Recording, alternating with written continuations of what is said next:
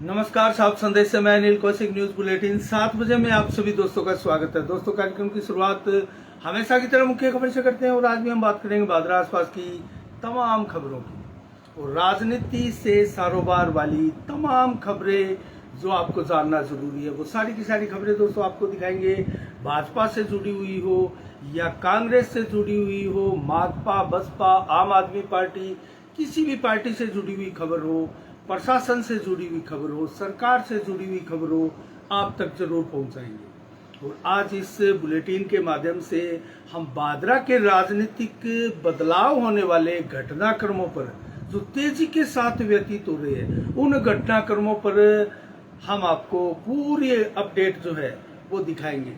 और इससे पहले मैं शुरुआत करूं भादरा के आसपास की तमाम खबरें आपको मैं जल्दी से बता दूं, उसके बाद में फिर उस समीक्षा पे आएंगे जो धमाकेदार राजनीतिक बदलाव वाली, उठापटक वाली, ऊहापोह वाली खबरें भादरा क्षेत्र के लिए। तो इससे पहले श्रीमद् भागवत कथा 15 तारीख से 21 अक्टूबर तक होने जा रही है विश्वकर्मा मंदिर वार्ड नंबर 19 के, जो कि गंगपुरा रोड पर स्थित है वहां।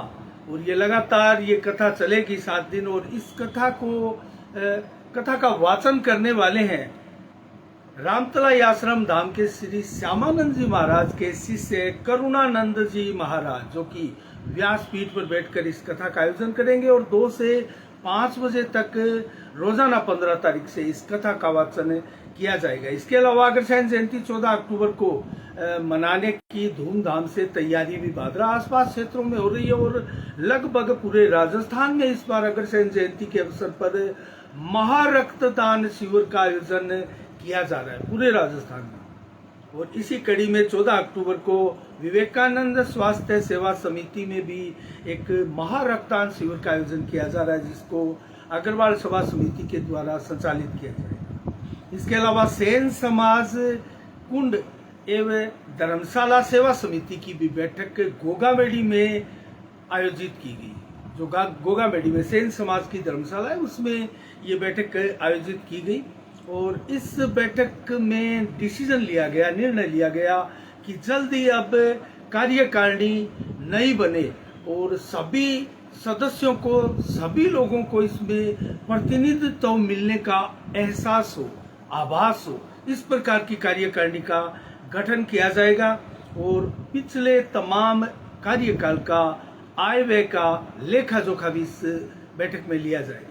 इसके अलावा बात करें, दीपावली का समय है और शुद्ध का युद्ध अभियान ना चले, ऐसा नहीं हो सकता, क्योंकि हर बड़े त्योहार से ठीक पहले कुंभकर्ण की नींद सोया हुआ प्रशासन जो है, खाद्य सुरक्षा विभाग, वो जाग उठता है और धड़ाधड़ सैंपल लेने लग जाता है। और यही इस बार भी देखने को मिला है। विभिन्न दुकानों से 16 खाद्य सामग्रियों के नमूने एकत्रित किए गए हैं और फूड लैब बीकानेर को भेज दिए गए। और वो जब नमूने आएंगे तब इन पर कार्रवाई की जाएगी। तो ये एक प्रकार से रूटीन में होने वाली कार्रवाई है, जो सिर्फ और सिर्फ त्योहार के समय होती है। लगातार ये कार्रवाई आप कभी नहीं देखते हैं। और आजकल जरूर कोई अधिकारी जब चेंज होता है तो वो जरूर कुछ सक्रियता दिखाता है। इसके अलावा बात करें अन्य खबरों की, तो संजीव बेनीवाल की कल जो एंट्री थी भादरा में टिकट मिलने के बाद में, वो ऐतिहासिक एंट्री थी। बहुत उत्साह कार्यकर्ताओं में दिखाई दिया।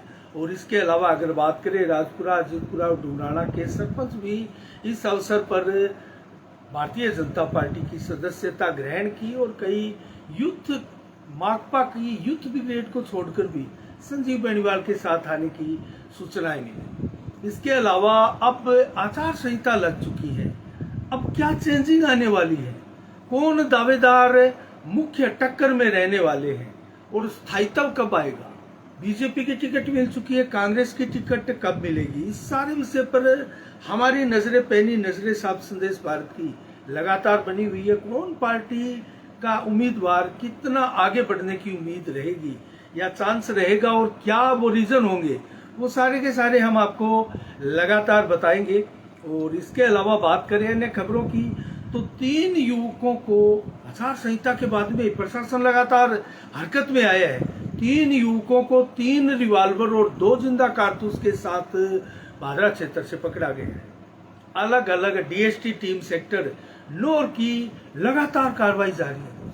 कभी चंदन की लकड़ियां यहाँ पकड़ी जाती है, कभी अवैध डीजल के गोदाम पर छापा पड़ता है, कभी पंजाब की शराब यहाँ पकड़ी जाती है, कभी अवैध लकड़ियों के ट्रक पकड़े जाते हैं। और आज भी एक कार्रवाई डुंगराना बस स्टैंड में लकड़ियां पकड़ने की हुई है, उसको हम बताने वाले आगे। लेकिन अलग अलग 3 स्थानों से डीएसटी टीम ने इन 3 युवकों को उमेद 23 वर्षीय देईदास नौर के और दिनेश और सुनील जाट तीनों को पकड़ा है। तीनों के पास से रिवॉल्वर बरामद हुए और सुनील जाट के पास से इनोवा गाड़ी और 2 कारतूस भी बरामद हुए।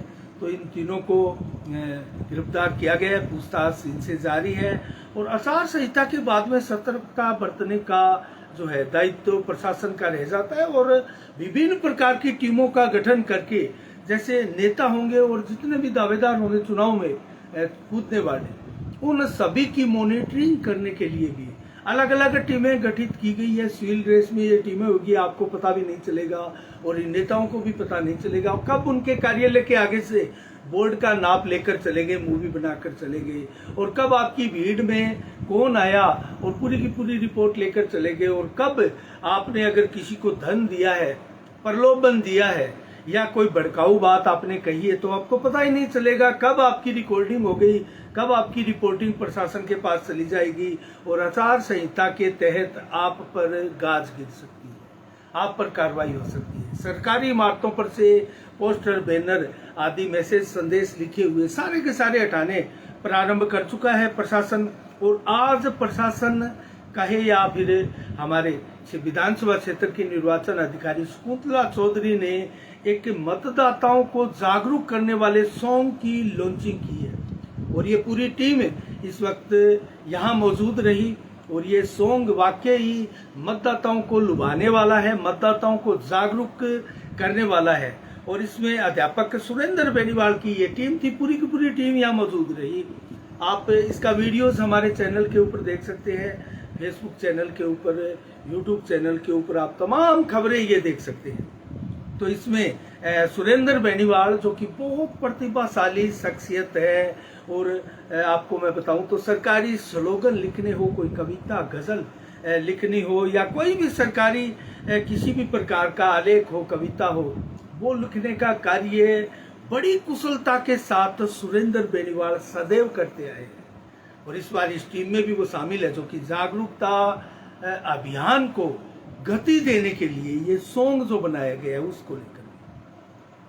तो अन्य खबरों की ओर रुक रहे तो आपको मैं आज बताऊं तो कांग्रेस की भी एक प्रेस कॉन्फ्रेंस हुई और कांग्रेस नेता दयानंद बिरवाल पीसीसी सचिव है, उनकी एक प्रेस कॉन्फ्रेंस हुई। जैसे उनको इशारा मिला हो आला कमान का कि टिकट कांग्रेस की उन्हीं को मिल रही है, और उन्होंने आश्वस्त किया सभी मीडिया बंधुओं को और क्षेत्र के कांग्रेसियों को मीडिया के माध्यम से आश्वस्त किया कि कांग्रेस की टिकट भादरा में मिलने जा रही है, आपको टेंशन, आपको चिंता करने की आवश्यकता नहीं। तो क्या वाकई कांग्रेस भादरा में अपनी टिकट बांटने जा रही है, वितरण करने जा रही है? फिर क्या होगा, कौन चेहरा होगा, क्या कोई मजबूत को चुना जाएगा, फार्मूला क्या होगा? मजबूत को चुना जाता है तो वाकई कांग्रेस अपना खोया हुआ जनाधार पुनः प्राप्त कर सकती है। अगर किसी कमजोर को टिकट दी जाती है तो यहाँ टक्कर माकपा और भाजपा की रह जाती है, इसमें कतई संदेह नहीं। क्योंकि बलवान पूनिया वर्तमान विधायक जो कि आचार संहिता लगने के बाद में अब अपने तमाम पावर वो खो चुके हैं, सरकार भी अपने तमाम पावर अब खो चुकी है।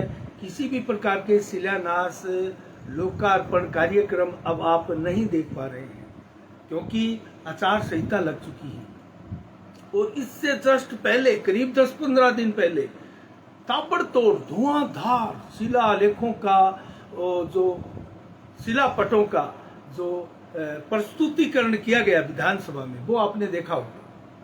तो अब कांग्रेस नेता दयानंद बिरवाल की इस प्रेस कॉन्फ्रेंस में मीडिया के तमाम सवालों के बड़ी कुशलता के साथ जवाब दिए दयानंद बिरवाल ने। किसी मंजे हुए प्रवक्ता या लीडर की तरह आज जवाब देते हुए दिखाई दिए दयानंद बिरवाल। मीडिया का एक प्रकार से हमला ही हुआ था दयानंद बेरवाल पर। लेकिन दयानंद बेरवाल वाकई में बड़े मंजे हुए नेता अब निखर कर सामने आ रहे हैं और कांग्रेस की टिकट के मैं आपको बता दूं दोस्तों सबसे प्रबल दावेदार है और बड़े ईमानदार मेहनती कांग्रेसी कार्यकर्ता यहाँ माने जाते हैं, जिन्होंने कभी भी इन 5 सालों में कामरेड बलवान पूनिया के मंच को शेयर नहीं किया। ये इनकी उपलब्धि है और ये एक प्रकार से यहाँ के जो कार्यकर्ता है तमाम कांग्रेस के, उनको भी रास आ रहा है कि कम से कम कोई एक ऐसा तो कांग्रेसी नेता रहा जो अपने विश्वास पर अडिग रहा और अपने कांग्रेस के एक प्रकार से घोषणा पत्र पर, कांग्रेस की रीति नीति पर चलते हुए आगे बढ़ते हुए कांग्रेसियों की आशा की किरण बना। तो क्या ऐसे सिपाही को कांग्रेस टिकट देगी? ये देखने वाली बात है, क्योंकि कांग्रेस हो या भाजपा हो, टिकटें जिताऊ के लिए ही वहां से दी जाती है और जब फाइनल मुहर लगती है टिकट पर, सूची पर, तो वो फिर एक एक नाम को पूरी बारीकी के साथ परखते हैं और जो सर्वे हुए हैं उन सर्वे के आधार पर, फीडबैक के आधार पर और तमाम जो आवेदन पार्टी में आए हैं उन सब के आधार पर उनको वाचिंग करते हुए, एक एक चीज की परख करते हुए, कौन भाजपा को टक्कर देगा, कौन किसको टक्कर देगा, ये सारी चीजें देखते हुए, जाति समीकरण भी देखते हुए किसी को टिकट दी जाती है। तो देखने वाली बात है, हमारी नजरें बनी रहेगी कि दयानंद बेरवाल के आज जो दावे किए गए उन दावों में कितनी सच्चाई है। क्या वो दावे कांग्रेस भी इसी प्रकार सोचती है जैसा दयानंद बेरवाल ने कहा, टिकट किसको मिलती है? और ये भी दयानंद बेरवाल ने एक ईमानदारी का परिचय देते हुए बात की, खुलासा किया कि किसी को भी जो 31 दावेदार है उनमें से किसी को भी टिकट मिलेगी, हम उनके साथ हैं। लेकिन बलवान पूनिया को टिकट मिलेगी वो सवाल टाल गए। कहीं ना कहीं गड़बड़ है। ये जो जितने कांग्रेस के दावेदार हैं वो कहीं ना कहीं बहुत बड़ा यहाँ से एक मोर्चा ना बना ले। अगर कांग्रेस की टिकट बलवान पूनिया के पास चली गई या वो ले आए या वो साइलेंट रखने में कामयाब रहे, तो ये एक आगे भविष्य की राजनीति का एक बहुत बड़ा एक विस्फोटक भी हम मान सकते हैं, जिससे कितना ही बड़ा धमाका हो सकता है। इसके ऊपर भी हमारी नजरें दोस्तों लगातार बनी रहेगी। लेकिन हम बात करें, आज हमने एक इंटरव्यू भाजपा के टिकट लेकर आए संजीव बेनीवाल का भी लिया और टिकट लेकर आने के बाद में ये पहला बड़ा धमाकेदार इंटरव्यू था। आप जरूर देखिएगा, हमारे साफ संदेश चैनल के पेज पर भी है और यूट्यूब चैनल साफ संदेश भारत के पर भी मौजूद है, तो दोनों पर ये है। और धमाकेदार इंटरव्यू हम इसलिए कह रहे हैं कि हर उस सवाल का जवाब देने का प्रयास किया है संजीव बेनीवाल ने। कड़े से कड़ा सवाल आज पूछा गया और वो भी इंटरव्यू हमारे द्वारा ही लिया गया। आप जरूर देखिएगा इस इंटरव्यू में, क्योंकि वो सवाल भी मौजूद थे जो उनके परिवार से जुड़े हुए थे, प्रधान के पद से जुड़े हुए थे, जयदीप टूडी एसपी सिंह से जुड़े हुए थे, बलवान पूनिया उनके विकास कार्यों से जुड़े हुए थे, संजीव बेनीवाल के 1998 के फ्लॉप कार्यकाल से जुड़े हुए थे। तमाम वो सवाल हैं, उन सवालों के जवाब संजीव बेनीवाल ने क्या दी ये आप देख सकते हैं। और इसके अलावा बात करें, एसपी सिंह ने एक पोस्ट डाली थी 2-3 दिन पहले और अपने कार्यकर्ताओं को एक प्रकार से संबोधित किया कि निराश होने की आवश्यकता नहीं है, हम भी कोई बैठकर बड़ा डिसीजन, बड़ा निर्णय लेने वाले हैं। तो अब हम बात करें जयदीप टूडी की, तो उन्होंने भी एक मीडिया कुछ कर्मियों को बुलाकर एक मैसेज दिया कि कार्यकर्ताओं को निराश होने की आवश्यकता नहीं है, हम कुछ अच्छा निर्णय लेंगे। तो 20 अक्टूबर को वो निर्णय ले सकते हैं, ऐसी संभावनाएं सूत्रों के अनुसार हमारे पास आ रही है। और 20 अक्टूबर का दिन ही जयदीप टूडी क्यों चुनते हैं, इसको लेकर मैं आपको बताऊं तो पुण्यतिथि है उस महान नेता की जो कि भागीरथी प्रयास के साथ इस भादरा विधानसभा की क्षेत्र को समृद्ध बनाने में मुख्य भूमिका निभाने वाले हैं। नहर लाने में प्राथमिक भूमिका स्वर्गीय लालचंद टूडी की थी। उनकी पुण्यतिथि है 20 अक्टूबर को, किसान दिवस के रूप में भी इस दिन मनाई जाती है ये। तो इस दिन कोई हो सकता है बड़ा फैसला, डिसीजन जयदीप टूडी ले। लेकिन कल भी हमने समीक्षा के दौरान बताया था कि परिवार में बिखराव है। परिवार में 4 अलग अलग धड़े बने हैं। आरएलपी की टिकट मांग रहे हैं कार्तिकेय डूडी, इसी परिवार के हैं। शोभा सिंह डूडी ने अभी हाल ही में प्रेस कॉन्फ्रेंस की थी, वो कांग्रेस की नेत्री है और उन्होंने कहा मैं ईमानदारी के साथ कांग्रेस में रहूंगी। डूडी जता चुके हैं, कह चुके हैं उद्घाटन समारोह होने जा रहा है। सुशील गुप्ता भामाशाह क्षेत्र के फीता काटकर इस लीला का शुभारंभ, जब आप समाचार देख रहे हैं तो अब से कुछ ही देर बाद में करने वाले हैं। आदर्श बाल रामलीला कमेटी का मंचन भी प्रारंभ हो चला है। 2-3 रामलीलाएं और भी हैं, उनका मंचन भी हो रहा है। वाल्मीकि समाज की तरफ से भी रामलीला का आयोजन किया जाता है, बहुत बेहतरीन रामलीला ये भी की जाती है, तो इसका मंचन भी लगातार हो रहा है।